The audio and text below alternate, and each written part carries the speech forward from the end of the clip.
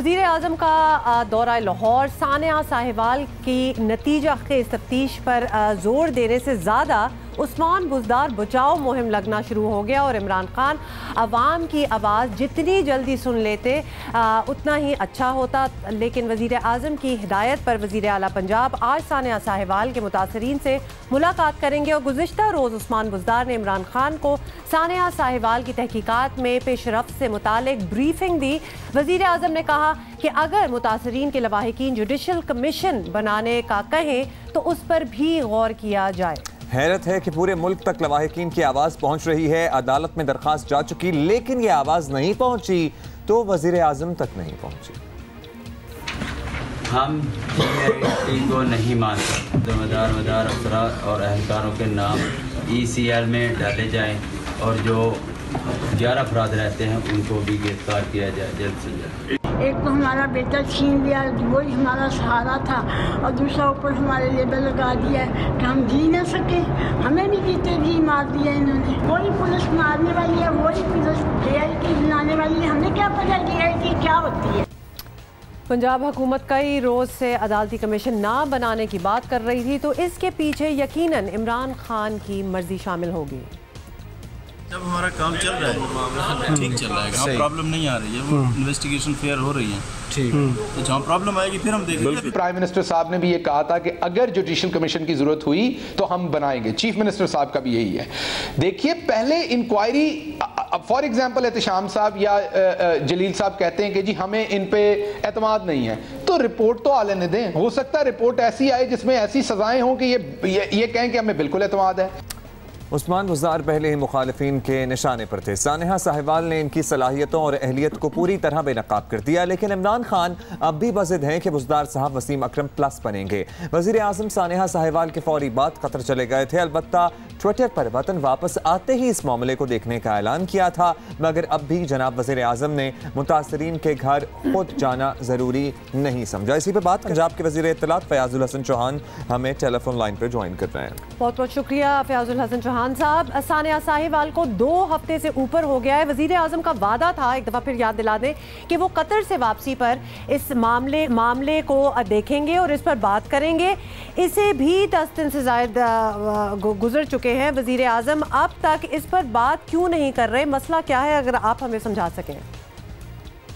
देखें, इस पे अब मजीद बात करने वाली क्या है कि जो रह गई है वो तमाम की तमाम रिक्वायरमेंट्स पूरी हो चुकी हैं और अब कोई ऐसी चीज एज सच है नहीं कि जिसमें कोई तशनगी रह गई हो। बाकी 1 महीने के अंदर DIG ने अपनी फाइनल रिपोर्ट देनी थी, वो तकरीबन 10 से 12 दिन और रह गए हैं। जब फाइनल रिपोर्ट आ जाएगी तो फिर वो लोग भी कि जिन्होंने इनको ऑर्डर किया था इन 5 अहलकारों को कि आप इस गाड़ी को हिट करें और इस गाड़ी को बगैर सेकंड या थर्ड ऑप्शन यूज किए बगैर उसको डायरेक्ट जो है ना यहाँ पे इस पे फायरिंग खोल दें, जिन्होंने ये ऑर्डर किया होगा वो भी 12-14 दिन के बाद सारी डिटेल खुल के आ जाएगी और उनको भी जो है ना उसके मुताबिक जो है वो सजा मिलेगी। तो मैं ये समझता हूँ कि वो तमाम रिक्वायरमेंट जो लीगल रिक्वायरमेंट थी इंसाफ दिलाने के हवाले से, इस जुल्म और जबर इस्तबदाद के खिलाफ जो कानूनी कार्रवाई रिक्वायर्ड थी हुकूमत की तरफ से, वो तकरीबन हो चुकी है। चौहान साहब, आप ये कह रहे हैं कि इसमें तशनगी नहीं रह गई, लेकिन जो मुतासरीन हैं, जो ख़ानदान वाले हैं, उनकी ज़िंदगी का जो खला है उनको तसल्ली नहीं हुई। उनकी तशनगी कौन तर करेगा? ये बता दीजिए कि वो तो इसकी तफ्तीश से मुतमईन नहीं है। जुडिशल कमीशन चाहते हैं, लेकिन पंजाब हुकूमत ये समझती है कि इसकी ज़रूरत नहीं है। जो अग्रीव्ड पार्टी है उसी को रिजर्वेशंस हैं, तो आप लोग बात कर लेते, उनके जो तहफ़्फ़ुज़ात हैं दूर कर दिए जाते। क्यों मुसिर हैं कि जुडिशल कमीशन ना बने? सरदार उस्मान बुज़दार साहब के ऑफिस में आज खलील के भाई और बाकी लवाहिकीन आ रहे हैं, उनसे मुलाकात हो रही है और जुडिशल कमीशन की उस वक्त जरूरत महसूस होना कि जब सानिया मॉडल टाउन है, इसमें आपकी पहले 8 महीने तो आपकी FIR ही नहीं कट रही थी लवाहिकीन की तरफ से। कोई एक बंदा अभी तक गिरफ्तार नहीं हुआ, ना डॉक्टर तोकीर शाह, ना राना सनाउल्लाह, ना शहबाज शरीफ, ना DIG अब्दुल जब्बार, ना SP मॉडल टाउन, ना DC लाहौर के जो मौके पे मौजूद होके जिनकी सुपरविजन में सारी चीजें हुई, इनमें से एक बंदे ने भी एक लम्हे के लिए अभी तक जेल नहीं काटी, ठीक है जी। 8 महीने तक तो आपकी FIR नहीं कटी थी और धरना देना पड़ा, इंसानी जानों का नुकसान करके बड़ी मुश्किल से उनको राजी करना पड़ा, बीच में फौज को इंटरवीन करना पड़ा, chief of the army staff को, तब जाके उनकी FIR कटी। ऐसी सिचुएशन के अंदर तो चलो कुछ जरूरत महसूस होती है। जब मैंने आपके सामने सारी पोजीशन क्लियर कर दी कि जितने कल्प्रेट्स हैं उनको गिरफ्तार कर लिया गया, उनके खिलाफ 302 का केस बन गया, वो चालान कट के वो जुडिशियल रिमांड के ऊपर वो जेल चले गए, तो बाकी कानूनी जितनी कोडल फॉर्मेलिटीज है वो पूरी हो रही हैं और इंशाल्लाह प्रोसेस कंप्लीट होने के बाद उन्हें निशाने इबरत बनाया जाएगा जैसे उन 5 एहलकारों को। तो ऐसे कोई मेरा ख्याल है कि कोई जुडिशियल कमीशन की एज सच अभी जरूरत कोई नहीं है।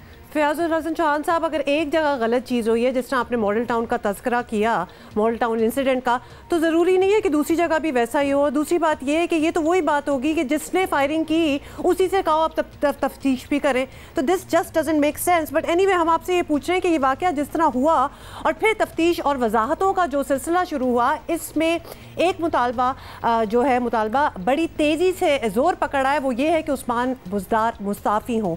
क्या तहरीक इंसाफ हुकूमत समझती है कि वज़ीर आला के इस्तीफे के लिए जो दबाव है इसे संभाल लेंगे? पहली बात तो यह है कि सरदार उस्मान बुज़दार साहब ने जिस एफिशिएंट वे में रिस्पांस दिया, जिस प्रॉम्प्टली, जिस अंदाज से अपनी सलाहियतों का इजहार किया इस पूरे इशू पे, पंजाब की और पाकिस्तान की हिस्ट्री में कभी किसी वज़ीर आला या किसी वज़ीर आज़म ने किसी इशू के ऊपर जो है वो रिस्पांस नहीं दिया।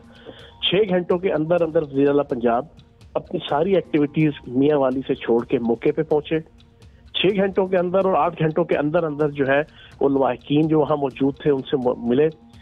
तो जिस विजिलेंट वे में सरदार उस्मान बुज़दार साहब ने और जिस कायदाना सलाहियतों के साथ सरदार उस्मान बुज़दार साहब ने रिएक्ट किया इस पूरे इशू पे, उस पर आप तारीख उठा के देख लें। सानिया मॉडल टाउन भी आपके सामने है, सानिया गोजरा भी आपके सामने है, कसूर में ज़ैनब बीबी के सानहात भी आपके सामने हैं। कोई किसी किस्म का आपको ऐसा रिस्पांस नजर नहीं आएगा। तो मैं ये समझता हूँ कि सरदार उस्मान बुज़दार साहब ने इस इशू के ऊपर जो वादे किए थे कौन से, वो 100% पूरे किए। बहुत शुक्रिया आपका फयाजुल हसन चौहान साहब। आप सरदार उस्मान बुज़दार साहब की कायदाना सलाहियतों की बात की आपने, और आपने कहा कि पाकिस्तान और पंजाब की तारीख़ में जिस एफिशिएंसी का उन्होंने मुजाहिरा किया है, इससे पहले ऐसी मिसाल आपने नहीं देखी। आप लोग, थैंक यू आपका। और आप लोग कुछ लिखना चाहते हो तो हमारा ट्विटर हैंडल आपको मालूम ही है।